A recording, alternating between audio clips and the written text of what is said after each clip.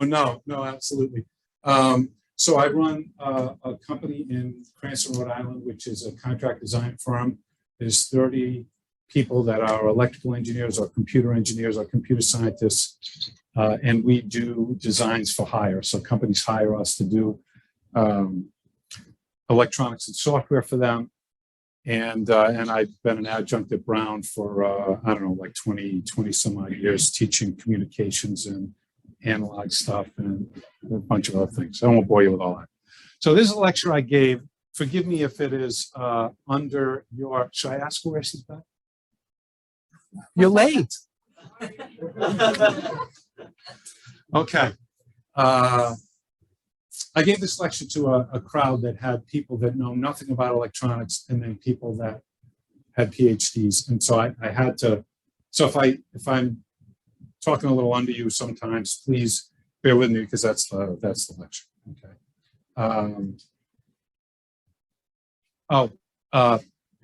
Kind of doing this on company time. So this is my my obligatory thing that this is what my company does for a living. But it's kind of cool that you could see all the stuff that we do there.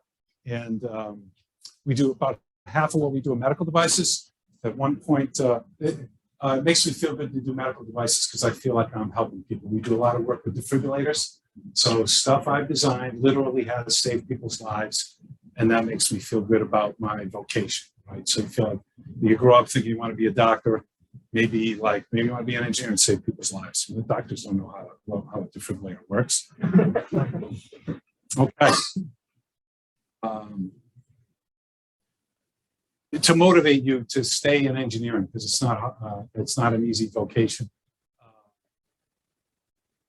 The director of research from defibrillator company comes to me and says, you know, historically, defibrillators revive people just because some guy took a capacitor and an inductor and put it on somebody and it revived them. You charge up a cap, you drive it through an inductor, you get a damped sinusoid, the peak of which is 5,000 volts. Guys like, can we do better than that? 5,000 volts, like you're damaging tissue when you're reviving people. That's probably not a great thing. You say, no, with the advent of power electronics and power FETs and stuff, we should be able to shape a waveform instead of just taking what physics gave us. We came up with this waveform that the medical folks call it a biphasic waveform, which just means it's positive and then goes negative, so it's neutral at the end. And it's just a square wave with a certain duty cycle. And it only goes to 2,000 volts, has the same effectivity as the old 5,000 volt thing, but doesn't destroy as much tissue. And so I have the board at my office that was used for that research at Purdue to prove that it did the same thing. And now every defibrillator on the planet Earth uses that biphasic waveform. And I feel like, wow, that was kind of cool. So maybe that motivates you to do your thing. I don't know. Even though engineering people say, oh, things change so fast. And they're right, things do change really fast. But I really like this historical perspective because it makes you realize that things don't change so fast, really. I don't know, when I was in graduate school, I did a lot of work with Unix, which is now, most people know as Linux. And the same commands that I use, I still use VI as the editor, and it still works. And what was that? 1981, and it still works. So things change, but maybe not so fast. So, okay, you got Ben Franklin in 1752. I'm starting with like, okay, we know there's like electricity out there, but then cool stuff starts to happen like batteries, and you notice that there's magnetism created from current and coil. And the telegraph, 1834, and I will tell you two things about that, since this is an engineering class.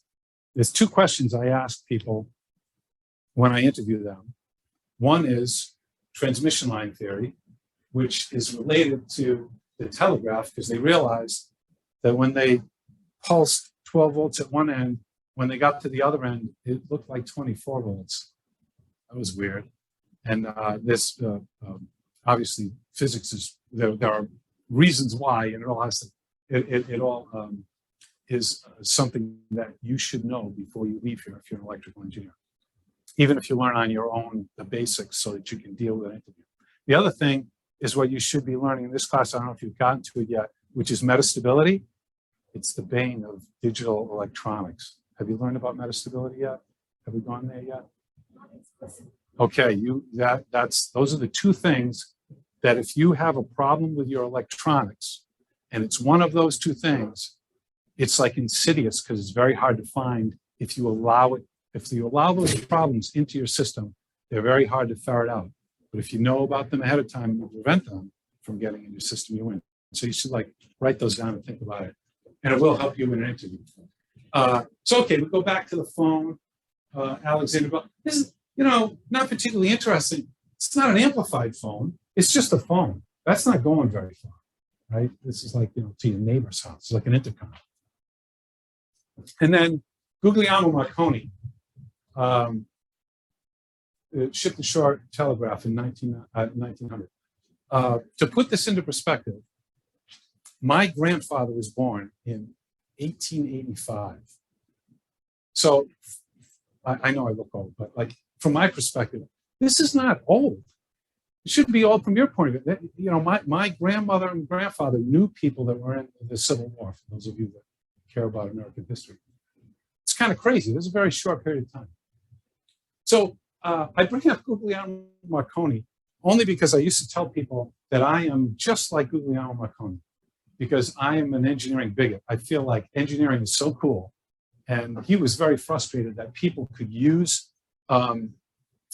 radio, which, he's one of the inventors of radio, that people who knew nothing of engineering could use radio and make money off of it.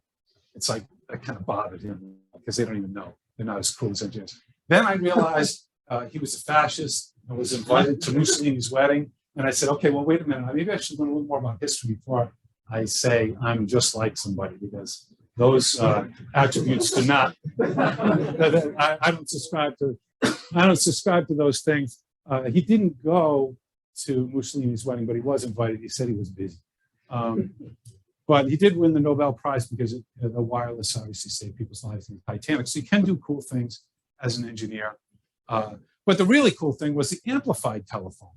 That's what you know, right? I mean, the signal from a little carbon microphone is like nothing.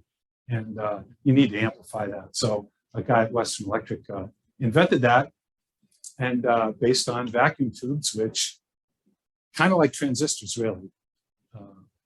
Okay. And then I mentioned Nyquist. Where did they learn Nyquist? You must have had a signals course by now, right? So you know about Nyquist theorem. Yeah, 1920s. So it's only 100 years ago. And the television is great. You should read about television. So many people got screwed in intellectual property and lawsuits, and it's really a great story to read. First computer, ENIAC, UPenn, honestly, they just milking it. They've got that on their website. We were the first, the ENIAC was here. All right, okay. What have you done for us lately? That was 1946. The invention of the transistor, 1947. If you see the picture of the first transistor, it's like this gigantic block of two materials jammed together. It's crazy.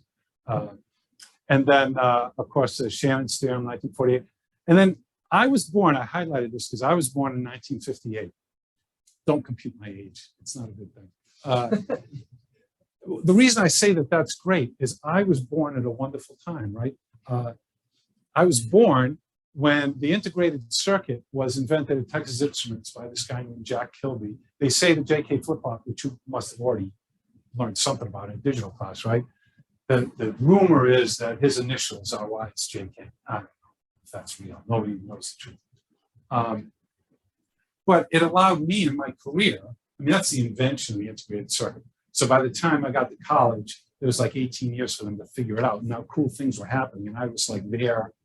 It was easy for me to learn, like this digital electronics, easy for me to learn because I lived through it, the growth of it. That was really great. We have to give the Russians the satellite for communications, 1957. And then CMOS, which is what you guys work with. Digital electronics is very little bipolar stuff going on. I can't imagine there is any. That was invented at Fairchild. very famous. Another interesting history thing, look up a guy named Whittler. I mentioned him in our analog class. The guy was wild. He was really the first guy to figure out the right way to do integrated analog electronics. And but he was a nut. And as an example of that, he really didn't like people that make computer chips. They treat it like it's a factory, even in the design part of the shop. Like you can't use your phone at Intel because if you're looking at your phone, you can get hit by a forklift. And they apply that same rule in the design part of the place too.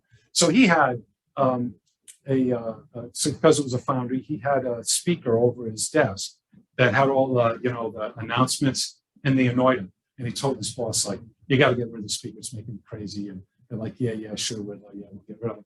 And then one day he goes up, he puts explosives up there and he blows it out of the ceiling. And there's a whole bunch of stories about him like that. But he was so brilliant, they put up, I don't recommend that you be as cavalier as he is, but they kept him because he was brilliant. I mentioned the fast Fourier transform algorithm because Professor Silverman hung out with these guys, and there's some relationship to Brown for the fast Fourier transform, so that's kind of cool. Like a professor you have here, had about that. And then this is probably interesting to Farah here because we're doing some research where we talk about networks that are similar to this Aloha network that they had in wireless network, of course, so they could go from island to island. And then the first cell phone, 1978, it was like the size of my car, But so enough of that. You're bored with that. I can tell. I'm like all your other professors. I can tell you're bored, but I don't care.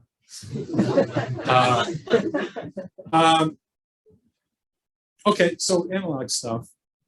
This is obviously for the lecture that I gave to people who don't know anything about engineering. You should already know about analog stuff. I think this is a great example of showing an an ECG, electrocardiogram. These excursions are on the order of millivolts. So you put electrodes across somebody's heart. And if you didn't take my analog course, you wouldn't know that you really need to put another electrode on a person's body so you can cancel out the 60 hertz noise that's everywhere. You take a scope probe, you hold it in the air, there's 60 hertz plus or minus 2 volts. You say, well, how do I measure millivolts if there's just like standing here? I'm moving up and down at like a volt, 60 hertz. And that's because we're going to put an electrode here, which helps subtract that out, and all you do is measure the differential. Okay, so let's see, what do we want to talk about after that? Oh, so how did they do it? Well, there's an amplifier, a schematic symbol for an amplifier, and so I just put that here. And how did they do it? I'll show you how they did it. How did they do it? Yeah, that's right. These are stencils, and I use a paper and pencils on my drafting table. What do you think of that? Huh? It's great. I mean, the symbol should be familiar to you. You can look at those. So yeah, I literally drew on paper and pencil. Oh yeah, I was in my basement. I got some old, I don't know, there's a couple flip-flops on here, probably one of the first designs I ever did. Might even been in college. I don't know. So you do that, and now what do? It's like crazy. So there's no computer-aided design, no program that like I don't know what you guys use here for schematic capture, but I mean even Spice, right? You just drawing and connecting things. No, it was all done on paper. Crazy.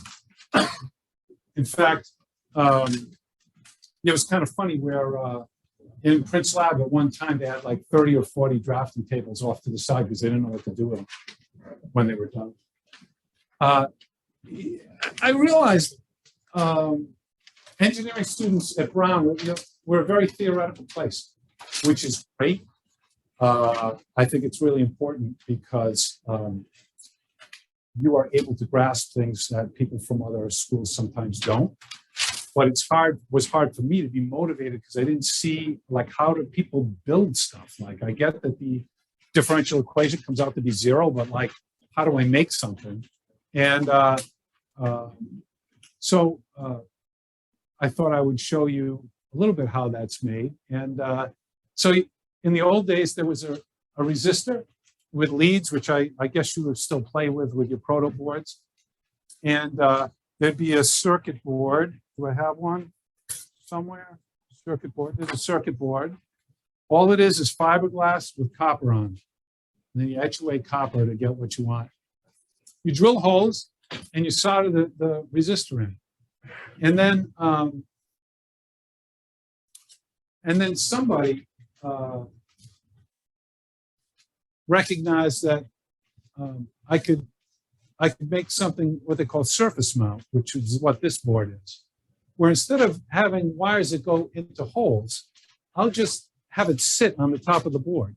And then that way I can put components on the bottom side of the board.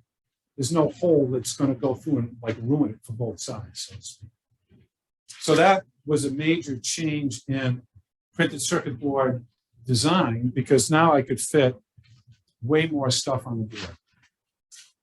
And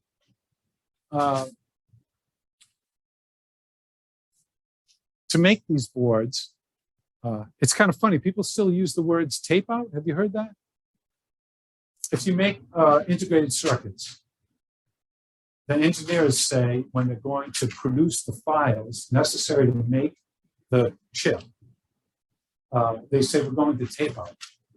And nowadays, I think a lot of them don't even know what tape out means. Literally, there would be a person that would look at the schematic and he would take little decals that had the shape of these donuts that the wire would go through. They were made out of black tape, and they would stick them on a clear piece of plastic. And then they would take pieces of black tape and connect those little circles. And so you take fiberglass board, copper on it. You take the clear plastic thing with the tape on it. You put it, you put this chemical they call photoresist on the board. So there's copper, photoresist on there. You put this image of where you want the traces to be on the board, and then you shine light on it. And that photoresist, it's what it says. If there's light on it, the acid can etch away the copper. And if it did get exposed to light, then the photoresist keeps the copper from being eaten by the acid. And that's how you make these boards. They start out covered with copper, you etch away what you want. But the silly thing is, literally, a human putting tape on a piece of clear plastic and putting it on here, exposing it to light. That's how they originally made these. Then they made these photo plotters where you could send files to them, and it's like a printer.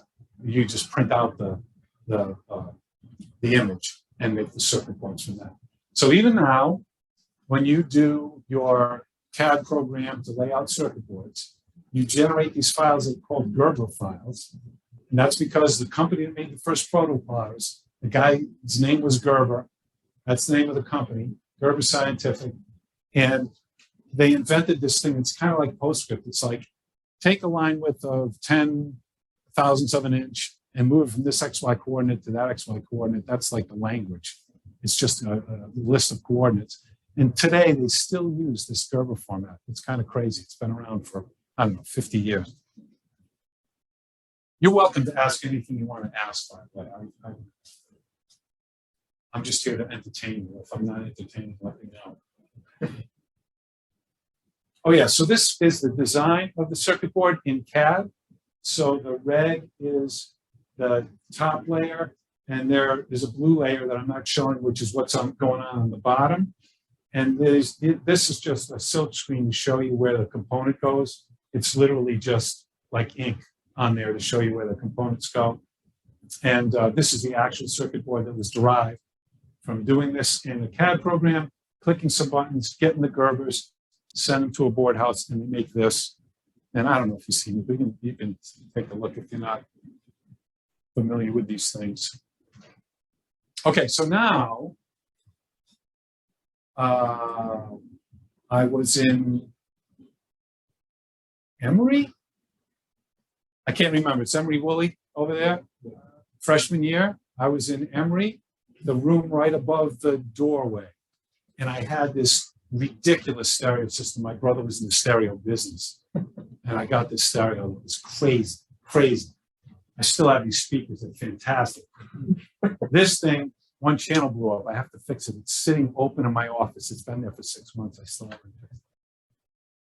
But this is back when people loved music. Now you listen on this. Oh my, I'm sick.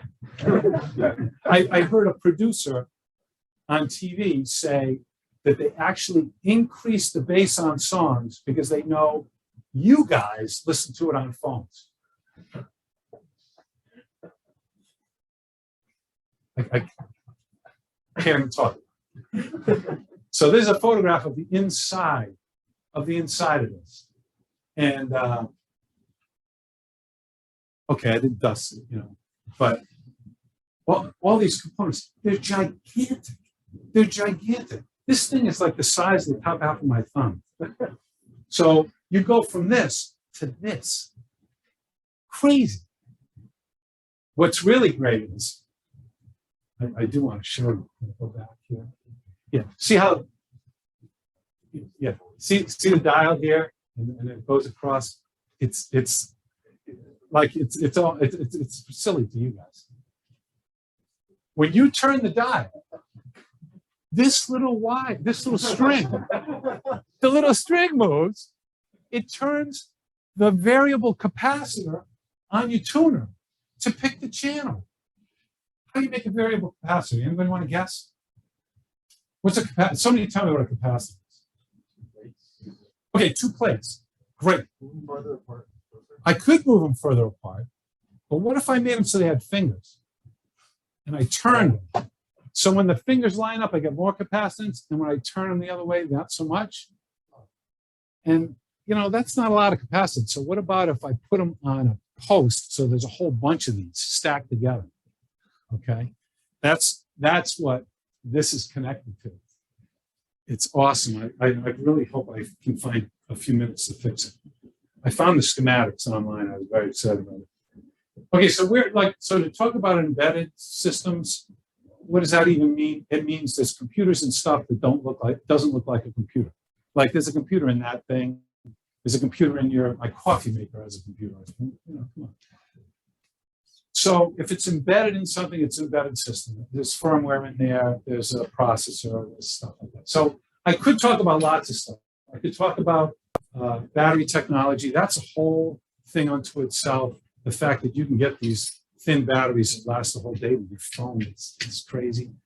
We could talk a lot about networking, which was a course I taught here for many years. I don't want to get distracted with that. We'll just stick to electronics. So it starts out with analog electronics, and then where does it go from there? And now the focus of your class, the digital electronics, boy, it took a long road to get here, huh? So we can talk a little bit about that. Why? I mean, the introductory class that you sat through to decide to take this class had to have been explaining why you want digital electronics instead of analog electronics. Somebody, please help me as to why you would do that. This is an attempt to get engineers to speak. I know that it's almost impossible, but if you would, I would appreciate it. There are stupid questions, and we'll make fun of you, but that's okay. You all go to the same school. You all know each other. It's all right. You don't want to tell me why digital electronics exists and they're not just doing analog stuff all the time. Communication is easier? Yeah, I guess in a way you could say that. You could say that. And, you know, if I had a signal that looked like this and I wanted to convey it to you, I just, you know, I'm sorry, here's amplitude and here's time.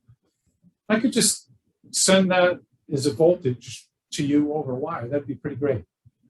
So what are digital stuff, right? Converting it to numbers and then back to, you know, yeah. The computation is easier with digital. I guess that's true. But like if I want to listen to Beyonce, why do I have to digitize it and get it to me when I could just send the analog signal? Because I want to hear Beyonce. I don't want to hear all the noise that gets added to it, right? So when you have an analog signal, whatever noise is there gets added and you hear it at the other end. But if I take a value and I say I'm going to send a 1 or I'm going to send a 0, if I get a little noise here, I can still tell that's a 1. I get a little noise there, I can still tell that's a 0. So it's noise immune. You have a lot of what they call margin, a lot of noise margin. If this happened to be a 5-volt signal, then I would have 2.5 volts of noise before I misrepresent something as a 0 when it's a 1. That's why I don't want to do digital stuff. Okay. But the first digital stuff people did for calculators. I don't know if you've seen one. There are adding machines with manual buttons, and you pull this handle and it adds things together. No, it doesn't plug into the wall, nothing, okay? My family runs a hardware store in Cranston. It's been there since 1930. And way back, I can remember the lady in the bookkeeping thing, and she was pulling that crank and adding things. So I was saying, well, why are we doing that? We can make a computer chip. Now, 1958, the invention of the integrated circuit. 1971 is the first microprocessor, but it was designed to make calculators. So it has 4 bits of data, 8-bit instruction. Look at that, incredible. 740 kilohertz clock speed. Think of think what you'd be doing with your PC if it was running at 740 kilohertz instead of 4 gigahertz. There's for those of you who aren't so good with math, there's some orders of magnitude there. May not have recognized that, I'm not sure. And then, no, that isn't 4 terabytes. It's actually 4 kilobytes. And so if you wanted to program one of these things, you had to be a real programmer, not some faint of heart little programmer, because you have to make it fit in 4 kilobytes. Crazy. And they made this on a 2-inch wafer. You know what I mean when I say wafer? I brought one in. How fortunate. Here's a wafer. This is old, because wafers are much bigger now. They had to figure out how to start out with 2-inch wafers. Here, I don't know if this is 6-inch. Start out with 2-inch wafers, and you know, as you increase the size of the wafer, more chance of defects. So they had to figure out a whole bunch of cool process things to make it so that you can make bigger and bigger wafers, but not have the yield go down. Meaning that when you cut this up into little chips, you get, like if there's 100 on here, you get 100 that work, not 20. So take a look at this. I don't know what this is. A friend of mine from National Semiconductor gave it to me. It's some kind of processor. There's a whole bunch on that disk. If you drop it, it might shatter because it's silicon. What a surprise.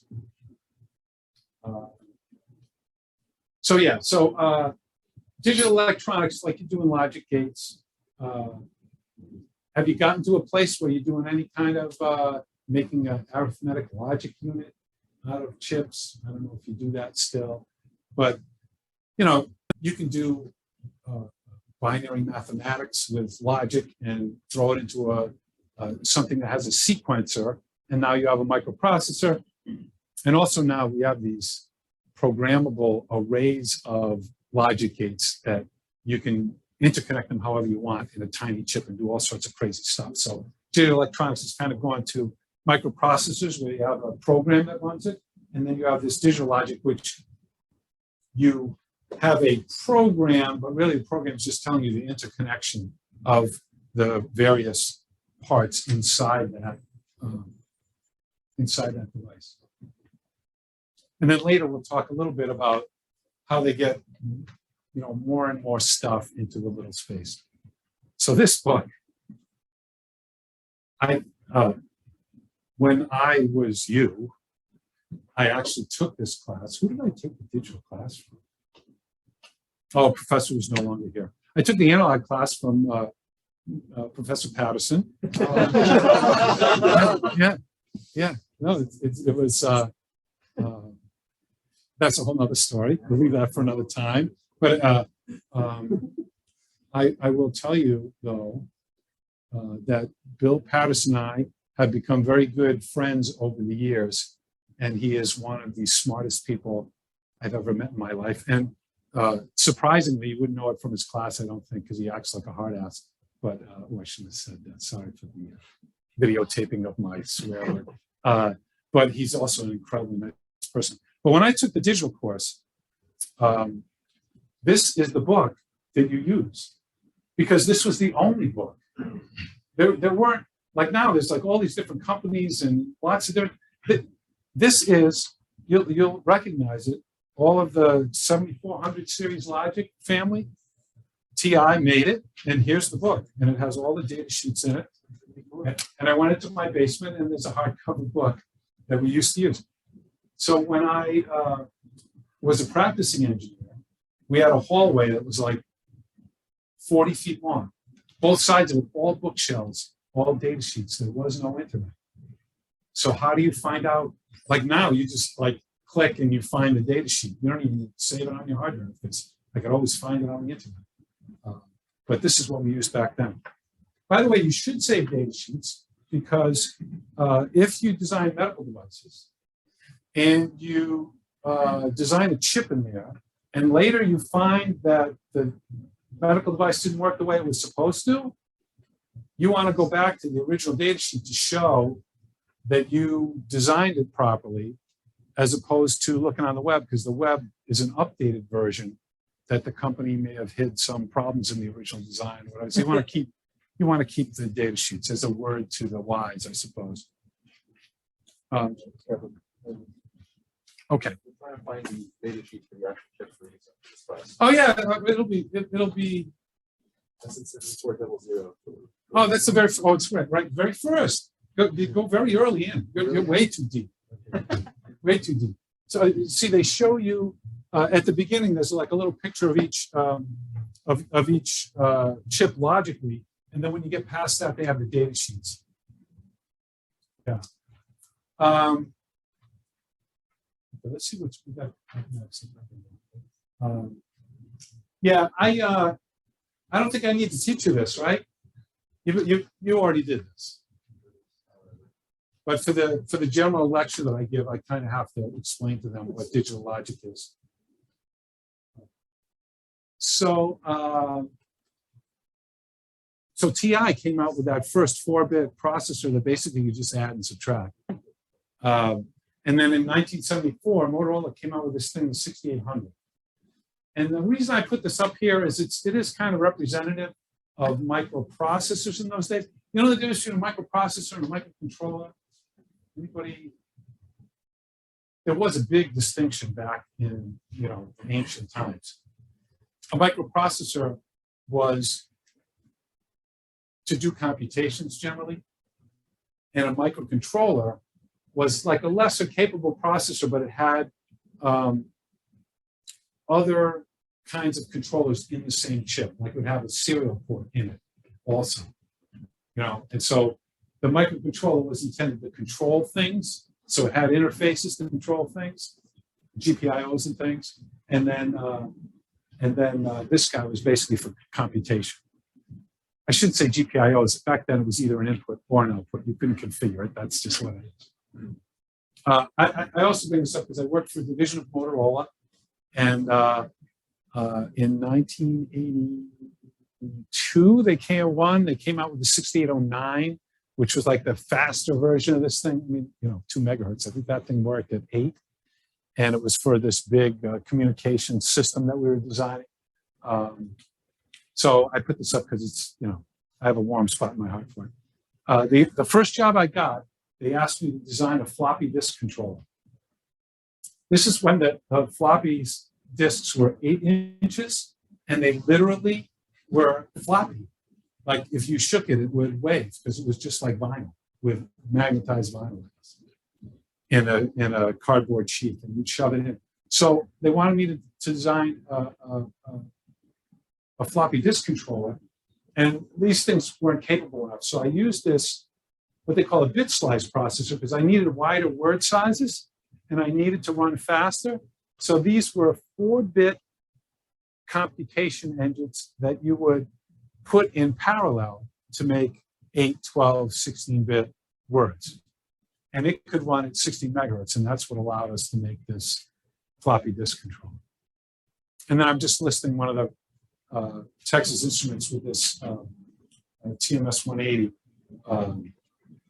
This was certainly more capable than the thing that was just adding and subtracting, okay? 11-bit instructions. So you all take for granted everything comes in 8s. When they first made computers, they didn't know. Like some people in research were making 12-bit computers and 11-bit computers and 13-bit computers. There was like, why? Why 8 bits? Why not? Why not more? So it just took some time, and people kind of standardized on 8 bits, and that's where you are today. But there's no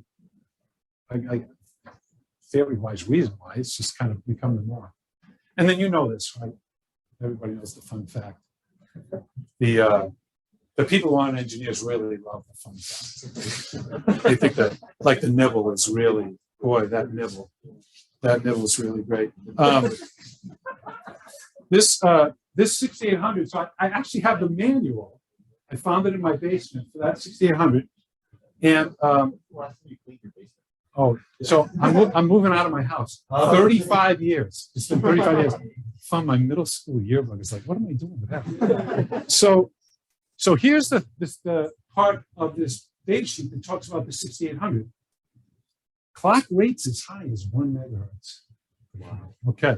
But here's what's interesting. So that's the 6800. All it does is add and subtract and multiply. You have to go and use, where is it?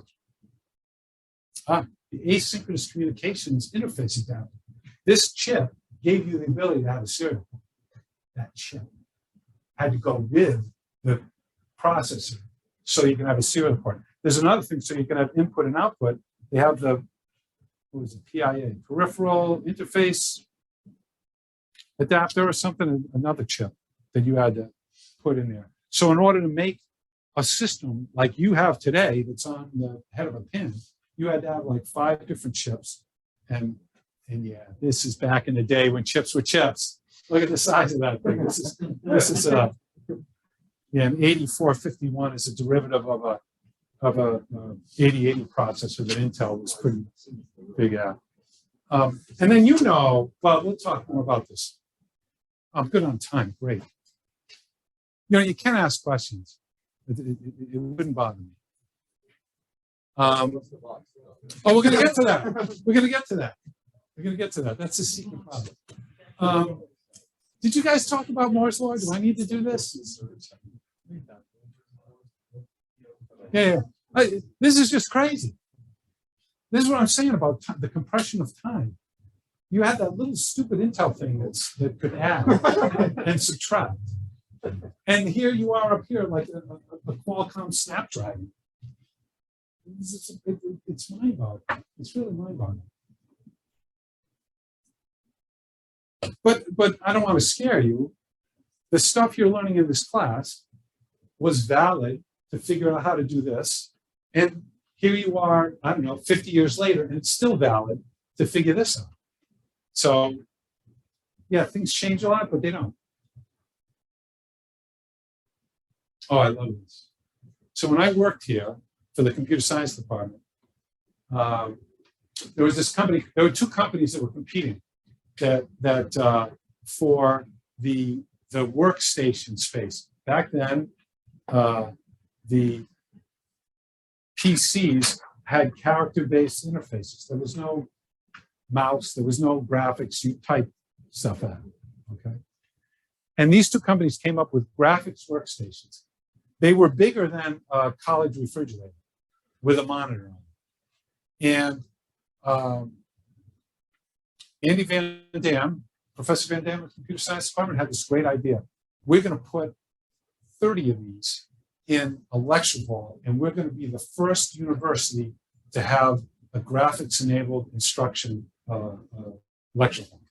And that was right where the Roddy's loading dock is. I think the building across the street now is part of math or something, but that was a computer science department before they built the gigantic building. There's a lecture hall there that had these computers in it. Sun competed with Apollo. They decided to buy these Apollo computers.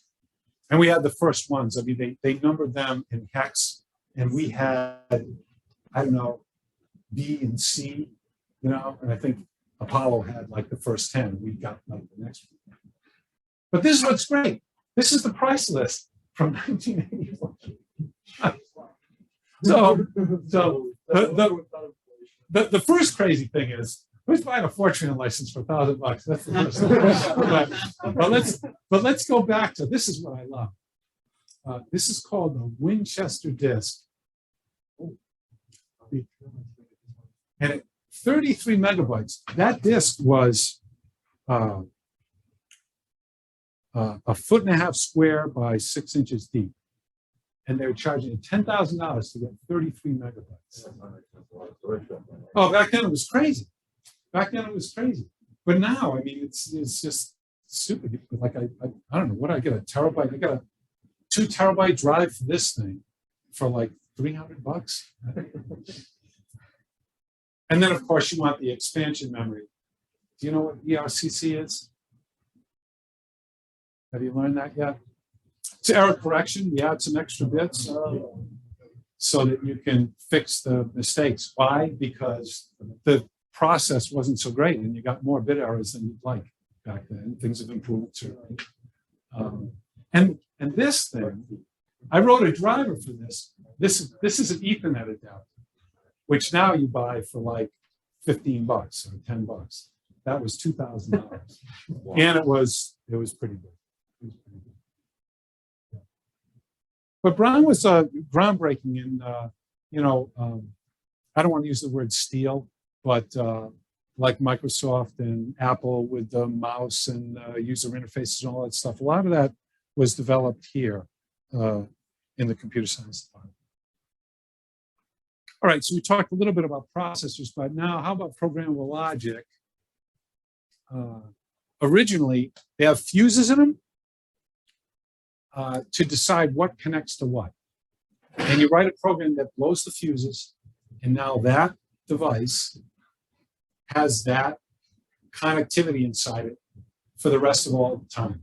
It's one-time programmable. If you kind of I was going to swear again. If you're kind of a less than methodical engineer, the old one-time programmables really taught you some structure, because you'd see some guy, a pile of, already programmed things on his desk. Like, this guy's not a real engineer. It's just kind of winging it. Yeah, just kind of like computer scientists aren't required to take this course anymore, so I can make fun of them. It's not like computer scientists who just like randomly type and hit the compile button, or it didn't work, and then do it. In these days, you had to be very careful because you were literally throwing stuff away. Then they got to this thing, which is so cool, ultraviolet light erasable. General Electric's invented this. And I saved one of them. This is so cool because it has the window open so that you can shine light in there and it erases it, and then you get to reprogram. But what's good about this is it shows you the difference between the package that carries the die and the die itself. You can see the die in there. I could be ultraviolet, take it outside, accidentally turn it. Well, it's funny. Now it's funny you should say that. So this is actually a programmable memory. It was used to store a program that your little embedded processor would run.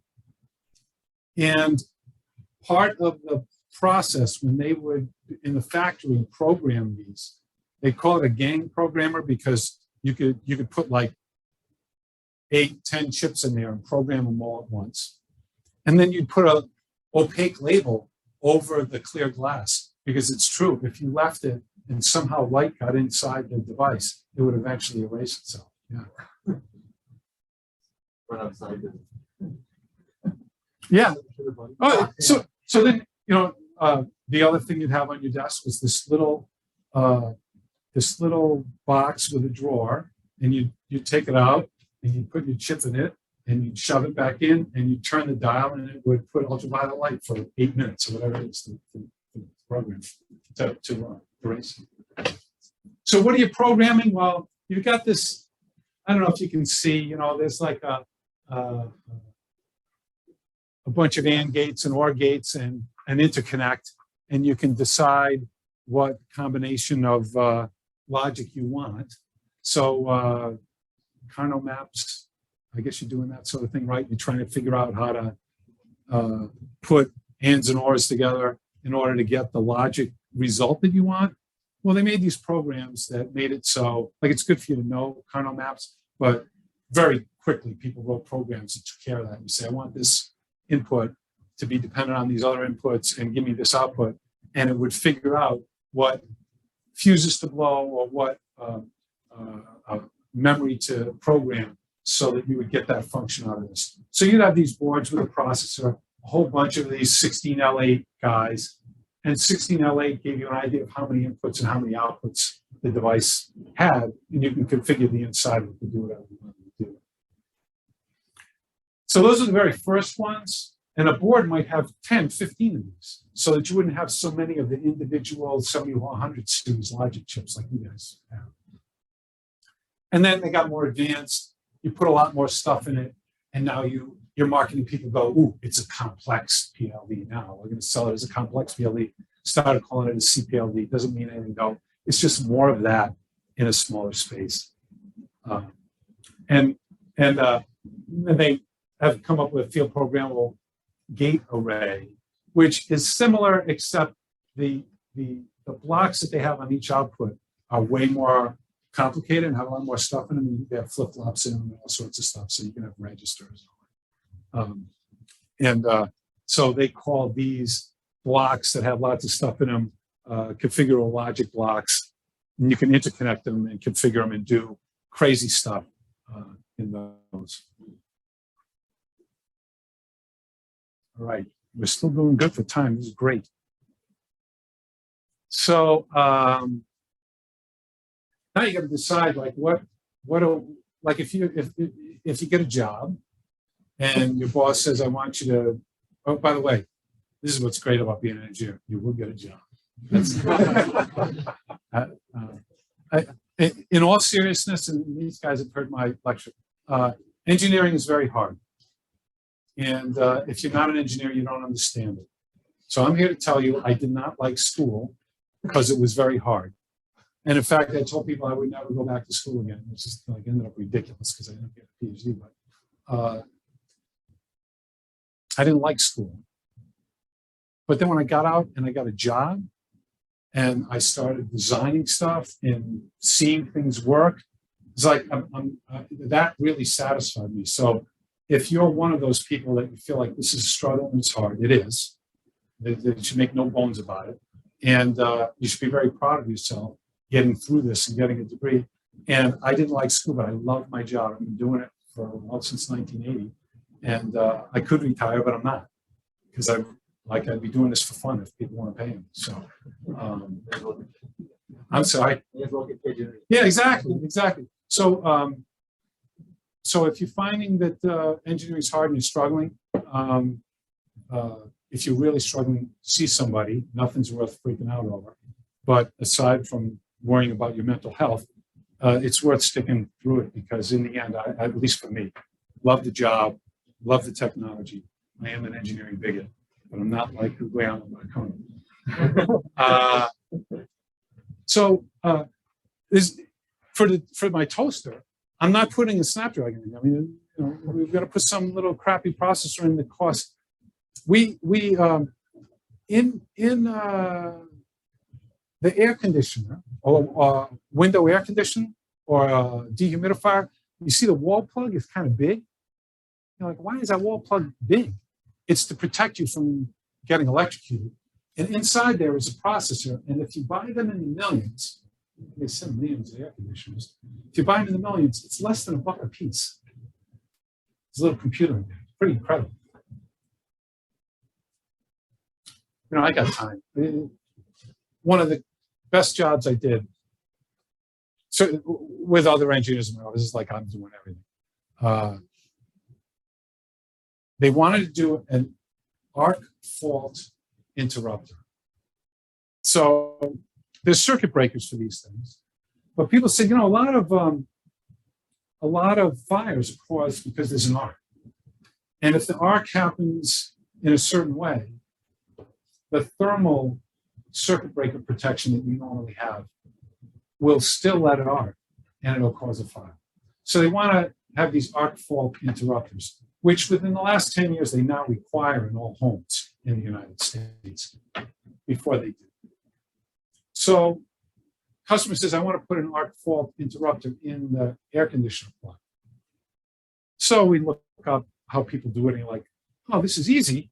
You measure the current, measure the voltage, digitize it, fast forward transform, get the spectrum, and then you look at the spectrum and you can tell if there's an arc or not based on the frequency content.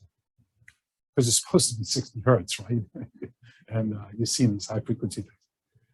And then it goes, yeah, but the whole thing, processor, capacitors, resistors, circuit board, enclosure, has to cost less than $3. Now, what do I do? So we had to buy a processor that is incapable of fast Fourier transforms. It does not have the compute power to do that. So we had to come up with new algorithms in the time domain in order to figure out what the signature of an arc is. And that's the guy's going to get a patent on that because it was one of the more interesting things I've ever done. So it's like, you know, your boss assigned you this job. You go, oh, I got to work with this crappy little processor. It doesn't really do anything. It's like, yeah, but that's a challenge to do really cool stuff with something that costs like nothing. I'm just saying these things to motivate you to finish school and get a job. Everyone will be happier. Whoever's paying for it will be happier. You'll be happier.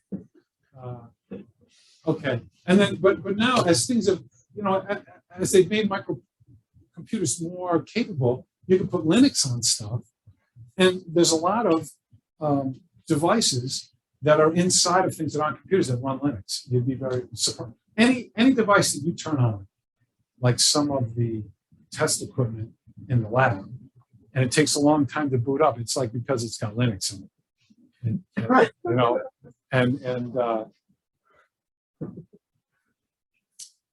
I don't know what to say about that. There's an embedded systems course in the computer science department. I've known Professor Rice for many years. He is a to-the-point kind of guy. I hadn't seen him in 10 years. He calls me up. He says, Dave, want to do an embedded system course? Thought it'd be cool to control a pinball machine. I bought a pinball machine. It doesn't work. Of course, he's going to call an engineer. He's not going to fix it. So I figured out what the problem was. But they call embedded systems a Linux box controlling a pinball machine. To me, embedded systems are usually things that don't have any significant operating system on it. That they're less capable, don't cost much. But anyway, you might use one of those Linux systems or even embedded Windows inside of a product. But then this is crazy. This chip right here is crazy, and it's something that your professor and I worked on a project with Professor Nermiko, and we're using these zinc chips, these Xilinx zinc chips. They have two processors capable of running Linux. I mean, they're processors in their own right, and they call them hard processors because you don't. They're part of the die. I don't need to configure programmable logic to make them. Two computer chips in there, and then this gigantic FPGA fabric, they call it, also in that chip. In fact, there's so much of this programmable logic that you can instantiate more processors by writing a program that says, make me a processor out of this sea of logic, and you create them out of the programmable logic. You have like 4 or 5 processors running this. It's crazy. It's crazy. Now, it's not an inexpensive device, but to think that you can do all that in such a small space, it's incredible. That's one of a small phono jack to give you an idea of the size of this board. Yeah, I mean, you compare this to the 6800 that I was showing you. I mean, this one chip has all this stuff in it. Basically, it's memory, this chip, and then a bunch of connectors. It's got the everything and the kitchen sink in there. All right, so another thing to talk about is you guys are doing digital logic, and you can figure out how to make digital logic add and subtract. And then you can figure out how to take the output and feed it back to the input so you can multiply if you wanted. If you could do it iteratively instead of just in one big mass of logic. And if you can sequence those logic steps, then you can create a program out of those. And what is the program? Well, like right now, you have data bits coming in and data bits coming out, and then you have like some control lines that switch multiplexers or something like that. Well, the only thing about a computer is we're going to do adds and subtracts with data in and data out. And all those little control lines, the select lines on muxes and all that stuff that you've been using, you bring those over to your instruction memory. And when the instructions have ones and zeros in them, they cause control lines to change that cause the data to move through your system. So, so way back, people actually programmed in ones and zeros. And then somebody said, you know what? Why don't we write an assembler that takes a language? So, you know, when my first job out of school in 1980, I coded in assembler in this language. And this says load the B register with a constant. This says load X, which is an index register, which is 16 bits instead of 8 bits like B is, with a particular pointer. And then here's an addition. We're going to load A with whatever X is pointing to plus 1, and then we're going to add it to whatever Y is pointing to. And then we're going to store it in memory someplace. And then we're going to decrement our root counter. And when you decrement, if it's not equal to 0, you go back and do this a bunch of times. So that was your program. Obviously, I must have made 3 or 4 mistakes when I said that, because it was 50 years ago. But you get the idea. So, so as you can imagine, it took forever to program like this. And people didn't comment any better than they do now. And so, like, you're looking at this, like, what does this do? It took forever. If a guy left the company and you took over his code, you thought maybe I should leave from the company now. So then they invented, Bell Labs in 1972 invented C. People weren't using C in 1972. That's much, much later. Like I say, in the 80s, still using assembly language. Why do you think that was? Why would C exist, but yet I instill, you know what the C language is? Am I right? It's a fairly high level language where you want to add things together. You just say A plus B, done. So why would I be coding 8 years after this language was invented? Well, no, the hardware always takes 0 and 3.3 volts. 1's 3.3, 0's 0. Now, how do I get those in there? Well, I could literally, in my head, try to think of like the instruction for an add is a 11010, and I could put that in by hand. But then they made this assembler thing. And then this C language actually created assembly language, which then used the assembler to get the 1s and 0s to burn the chips into these silly things. And I do want my UV eraser chip back. Okay. I wasn't accusing anybody. Yeah. So why do you think that was? No. You're not going to get the answer. I'm just asking so you think. You know, it's like one of those pedagogical things or whatever. No, the reason is this. It's like most new things. When this first came out, it created lots of assembly language that executed correctly. but it might be 6K and all you have is 4K. It was very, the knowledge of how to create a compiler that was efficient didn't exist.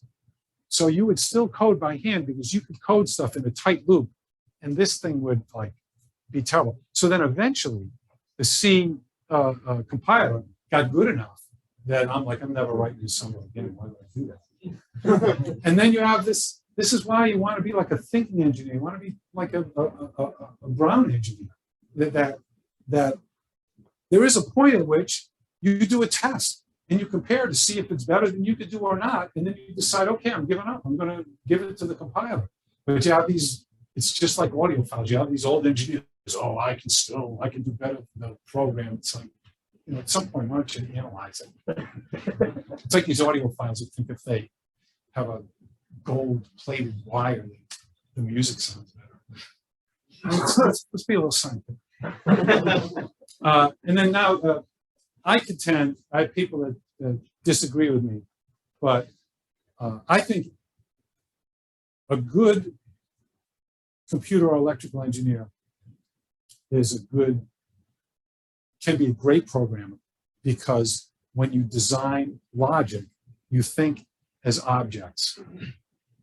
You're creating a serial interface here, the ALU unit over here, and you think about what the inputs and outputs are to that subcircuit.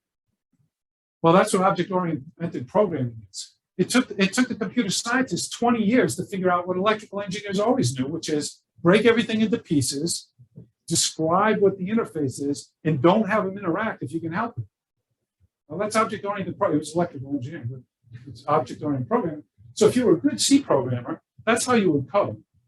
But there aren't that many of them that are any good. So you have to invent C++ to force you to use object-oriented tools and think like that. Okay, I got to move. The other helpful things is there are companies, the people that make the chips recognize that you're all lazy. And if they want to sell their chips, they have to make it easy for you to design it. So the very first thing you do when somebody says to design something, you get the data sheet, but then go look for the application, because the manufacturer has paid somebody who's smart to use that chip, and it might be in the application you're actually doing, and they did half the work for you. They also provide you with software to help you, to save you time, so you don't have to write it all. So you can get embedded operating systems, things that allow you to do multitasking, so you don't have to write that code yourself. You don't have to code completely. They call it bare metal when you don't have an operating system and you're just programming with no operating system. Then, of course, embedded Linux, and there is a bunch of open source stuff. When you get a job, be very careful. Did you hear about the Cisco guy? There's this project, the WRT project. So Cisco made a router. Its part number was WRT something. I don't remember what the numbers are. And the engineers based it on open source Linux. And then they started to sell the product. And then somebody realized, hey, they didn't tell anybody that they based on open source Linux, and the license says you have to. So they looked into it, and they made Cisco publish the code that went into that router. So now when I was a kid, I worked on cars. I replaced engines on cars. Now there's kids making their own router. Like that's their thing, open source router. I got this code from Cisco and I'm buying the hardware, and I don't know what they make the router do. I don't know. Okay, so I showed you the through-hole thing. They went to surface mount. And that just shows you how, literally, you take solder paste. They take solder. They chop it up really fine, and they put, I don't know, some kind of a liquid in there that holds it together. You can squeeze it out of a syringe if you want to. They get the pattern of these places, which copper, right? It should be copper colored. They get that pattern in the stencil. They take that solder paste and they squeegee it, just like you'd make a t-shirt. That's a thing on a t-shirt. They squeegee it on the board. So now every one of these squares has some solder paste. You take that chip, you put it on there, and you put it in an oven, and you're done. The oven melts the solder and you're done. You literally could do it in an oven. The manufacturers have, they have conveyor belts and it has the temperature adjust to like a very, tight tolerance setting. But I've made boards in like a real oven. So there's no magic to it. And if you want to put parts on the underside, you use a higher temperature solder on this side, so that when you flip the board over and you put the chips on, they don't fall off. And then sizes are just ridiculous. They're just ridiculous. Look at these sizes. So capacitors, these could be the capacitors or resistors. 603 is what was small. Now you got 402, 201s. But look at the dimensions. Unfortunately, I'm old. I still think in inches. But, this thing's 10 mils. Like, I can't see these things anymore. I can't see the stuff anymore. It's so small. Of course, there's a machine that places all these things. All these parts come in reels. They look like an old school video reel, but every, centimeter, there's another part taped on it. The machine pulls the part off of the tape, off of the reel, puts it on the board, advances the next part, and takes it off the reel that way. Oh, so now we want to shrink things. We shrunk chips. We put a lot more on the die itself. Now we got to think about packaging things. So used to be every board was rectangular, and it's like the one I passed around with you guys. But now to fit stuff smaller, I got this device that looks like a watch that we've done. And you want, anything that's portable, they want it to run for a long time. So all of the volume is going to be your battery. So how do we make something small when there's this gigantic battery in there and everything looks like that? Well, we don't let it look like that anymore.